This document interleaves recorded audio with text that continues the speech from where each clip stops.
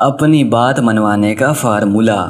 گھومنے پھرنے کا شوق اکثر مشکل میں بھی ڈال دیتا ہے۔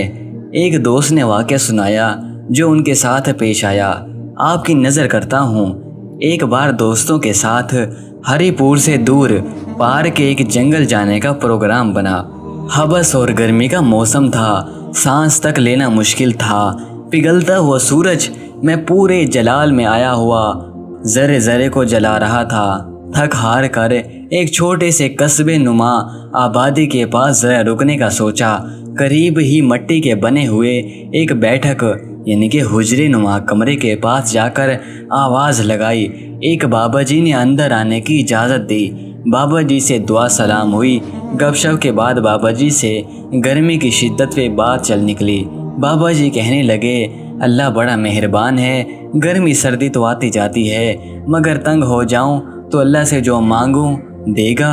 ہمارے ایک دوست نے کہا، اگر بادل آ جائیں، ذرا سی ٹھنڈی ہوائیں چلنے لگیں تو موسم اچھا ہو جائے گا۔ وہ مسکرائے اور آہستہ سے بولے، چلو پھر اللہ سے مانگ کے دیکھتے ہیں۔ وہ اس کے بعد بیٹھے بیٹھے رکوع میں جھکے اور پنجابی زبان میں دعا کرنے لگے، اللہ جی کاکے دی دعا قبول کر لے، اللہ جی ہم پہ نظر کرم کر لیں۔ وہ دعا کرتے جاتے اور روتے جاتے۔ پہلے ان کی پلکیں گیلی ہوئیں، پھر ان کے منہ سے سسکیوں کی آوازیں آئیں اور پھر ان کی آنکھیں چھم چھم برسنے لگیں۔ وہ بری طرح رو رہے تھے۔ میں ان کی حالت دیکھ کر پریشان ہو گیا۔ میں نے زندگی میں بے شمار لوگوں کو روتے دیکھا، لیکن ان کا رونا عجیب تھا۔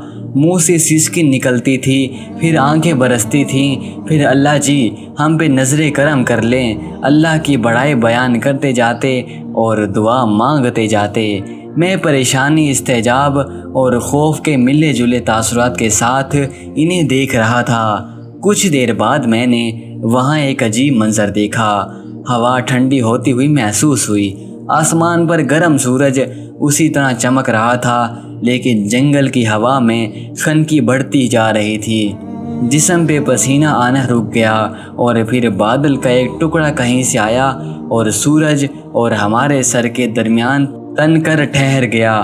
وہ رکے، دعا کے لیے ہاتھ اٹھائے اور شکر ادا کرنے لگے۔ وہ دیر تک اللہ جی آپ کا بہت شکر ہے، اللہ جی آپ کی بہت مہربانی ہے کہتے رہے۔ وہ دعا سے فارغ ہوئے، ذرا سا اوپر اٹھے، ٹانگیں سیدھی کیں اور منہ ہماری طرف کر کے بیٹھ گئے۔ ان کی سفید داڑھی آنسوں سے تر تھی۔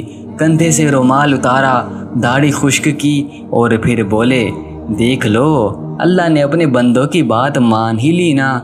میں نے عرض کیا، بابا جی لیکن اللہ سے بات منوانے کا فارمولہ کیا ہے؟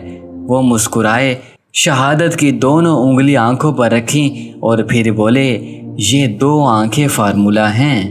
میں نے یہ فارمولہ اپنی ماں سے سیکھا۔ میں بچپن میں جب بھی اپنی سی کوئی بات منوانا چاہتا تو میں رونے لگتا تھا۔